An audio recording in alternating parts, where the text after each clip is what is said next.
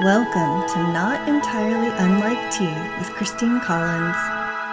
Hey there, it's Christine Collins, and today I thought we'd have a little bit of fun playing with some ideas around the question, is there an overlap across things like neuroscience, law of attraction, collective unconscious, and some of these terms that are sitting in the more spiritual or mindset realm, and some of the understandings that we have around neuroscience and physiology. Just to offer some of the basic premises for the terms that we're talking through. Speaking about the concept of law of attraction, which is very heavily discussed in a lot of mindset, spiritual, many entrepreneurial realms, there are a lot of different pieces to it. The idea is that the way that you think about things and the things that you think about influence what your life experience becomes, and over things like the results and outcomes that you'll experience,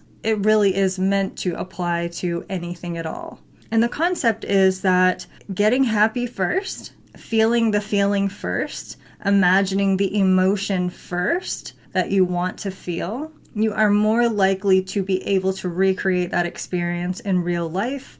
Now, this intersects with hypnosis in many interesting ways, and I won't go off on too many tangents about hypnosis today because we do have lots of episodes that are dedicated to that. But I will say that one of the essential premises of hypnosis is that changing your beliefs will change your experience. And there is a fair amount of evidence that that does happen. And I think that there are explanations both spiritually and neuroscientifically for why that might be. So some of the things that we know to happen when we are in a more calm, relaxed, or happy state, when we are experiencing the neurotransmitter release of serotonin and dopamine, it actually can contribute to better problem solving, being more creative, and having a positive effect on our ability to be competent in the sense of being confident in ourselves. Now, that certainly isn't everything. We also have to have the competence to back up the confidence. But there are many, many, many competent people who are very skilled, who are not confident and do not come across or portray themselves as such. And as a result, people don't trust them, even though they are actually trustworthy. It's also true that when we begin to believe differently, we also act differently. So if we approach the exact same situation, in the first instance, we approach the situation believing everything is terrible, nobody likes us, it can't possibly work out for us, it's going to be a disaster, it's going to fail. Many times, our behavior will reflect those beliefs, and we'll enter the situation not behaving very confidently, not expecting anything very good to happen, assuming other people have a negative predisposition towards us. And as a result, we may act less confidently in that situation, less socially, less constructively, and that lack of dopamine and serotonin release that we mentioned will not be present, and therefore we're less good at solving problems and being creative. On the flip side, coming into that scenario, with the dopamine and the serotonin and feeling good, and having at least some amount of openness to the possibility of a good outcome, which I acknowledge is not always easy to do, but it does impact our own behavior in that scenario, whatever it may be.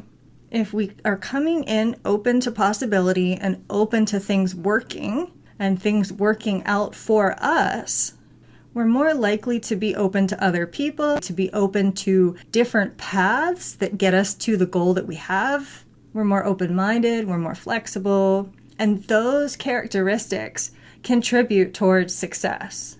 So what we believe in a scenario is not nothing. So to tune in a little bit more into what does neuroscience have to say about all of this, some of the existing principles that might apply would be things like cognitive biases and self-fulfilling prophecies. In the sense that when we have a cognitive bias, meaning that we have a belief, something that we are pretty certain is true or is going to be true, our reticular activating system will continuously search out evidence that supports that existing belief as it is, rather than searching for evidence that is opposed to our belief system. It's a real thing, and it is the part of what makes us human. The fact that we do tend to stick to our beliefs because they're ours. And I would argue, as a hypnotherapist, a lot of that stubbornness in our belief system has to do with the fact that we were actually hypnotized. And what I mean by that is a process of being repetitively exposed to a particular belief, perhaps from a young age, whether for better or for worse. It could be a positive influence. It could be a belief that has given us some good things, or it could be a negative belief, such as about ourselves, that we're not good enough, that we can't be successful, and that sort of thing. Most of us have at least some experience with that. And so when we have repeated exposure to a belief over a span of time, it does tend to get stuck down in our subconscious. It does tend to be reinforced. So the neural pathways that are built around that belief and holding to it and keeping to it are continuously reinforced by whomever is giving us that message. Usually from a young age, it's another adult, sibling, a teacher. It could be anybody that is repeatedly giving us a message and reinforcing that message. And then as we are carrying around that message and that belief, there is reinforcement of the neural pathway, which is reinforcement of the belief. And so that stubbornness to have that confirmation bias to continuously reinforce our belief system is how we are wired. That doesn't mean we can't change it. We can change it. We have tools to change it. But we're not here to talk about those right now. So confirmation bias is one of the explanations. Another is called placebo effect, and you may be familiar with this one. It essentially explains why in some trials or studies or research, when two people are in a study and one is given the real drug or medication and the other is given a placebo but ends up having a positive result because they didn't know that it was a placebo, that is the placebo effect. And so again, we are looking at a situation of someone whose belief is impacting their actual physiological response. And again, that's not nothing. Now, I think unfortunately to some extent, the simple term of placebo effect kind of makes it sound like it's a non-thing, or it can come across as being a bit minimizing. But the term exists because these phenomena do occur. Because there have been people who have had the experience of that placebo effect because their body did a thing in response to the situation, but it wasn't actually a medication. And it's usually attributed to the mind-body connection. So it is pretty well understood now that our mind can absolutely influence our body and our physiology. The things that we think about and the way that we believe in things happening or not happening can certainly have an effect. And it would have been more expected that the placebo did not have an impact or did not change anything, and yet change has happened due to that person's belief, due to their mind. Now, whether we call this law of attraction or a miracle, or merely acknowledge the powerful nature of our neuroscience and our beliefs, the outcome is the same and probably can't be ignored. Another aspect of this is tied to goal setting and motivation, which is also connected to where we place our focus. Sometimes it can seem very magical writing down a goal on a sheet of paper or simply stating something out loud that you would like to have happen, and then noticing that that thing is more likely to occur because you set that goal, wrote it down, or spoke about it. But we do drive in the direction that we're looking. And when we have settled on a direction that we want to move towards, everything in us starts to align towards that goal. Our minds begin to reframe things in the context of that goal or desire. We begin to take actions towards that goal or desire. When we're choosing between an A and a B, and only A gets us closer towards that goal or desire, we're more likely to choose A. So again, a situation where our behavior is changed by something that we said or thought about. And that behavioral change makes an impact IRL, in real life, and begins to impact the world around us by what we are doing and the choices that we're making. So is that science or magic? I would continue to say it could probably just be both. We also get a lovely little rush of dopamine when we set and achieve goals. And so there is neural reinforcement of that pathway. So is that also law of attraction? I don't really see why it can't be both.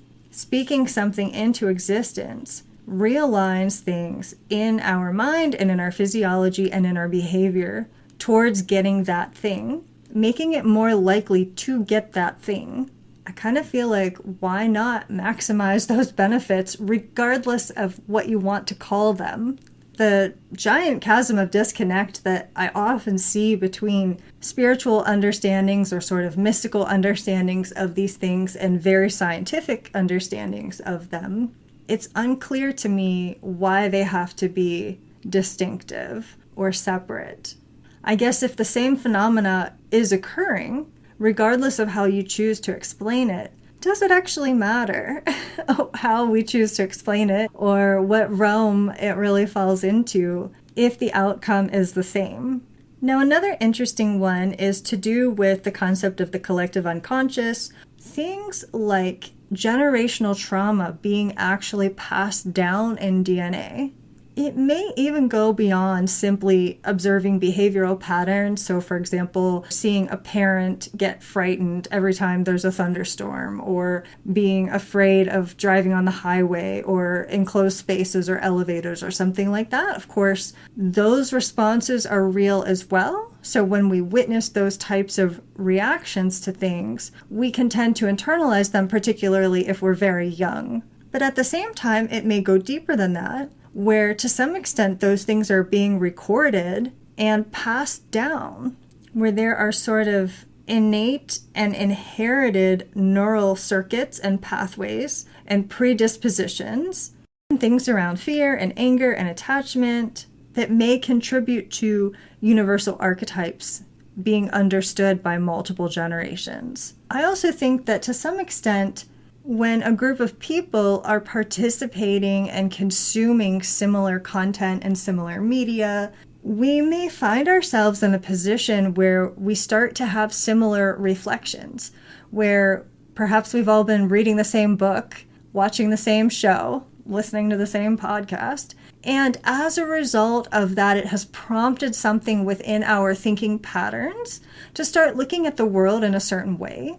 And three separate people who didn't talk to each other about it at all end up drawing similar conclusions about something that's related. So I think that can also be a piece in terms of the collective unconscious that's really quite practical and certainly could seem very mystical. And that's also not to say that it isn't. So I think, again, we find ourselves in a situation where we have an experience, we observe a phenomenon, we notice certain characteristics, and we might fall down on one side or the other by describing it as a mystical experience or by describing it scientifically. And I think both can be true. Just like similar to the law of attraction that we were just talking about, it's a common phenomenon that people like to talk about where they have kind of a special token or a magic sign or something that they repeatedly are seeing out in the universe, and they take that to be a sign.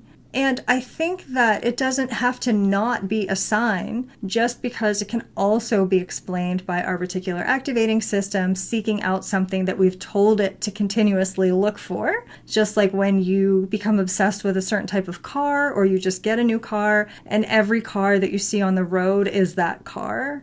It's your brain actually seeking out that particular car because you have made it a point that it's important to you. I don't think that that has to necessarily detract from the magical experience that someone has by suddenly seeing the color pink everywhere, or unicorns, or the number 11, or whatever it may be. I think that they can both coexist.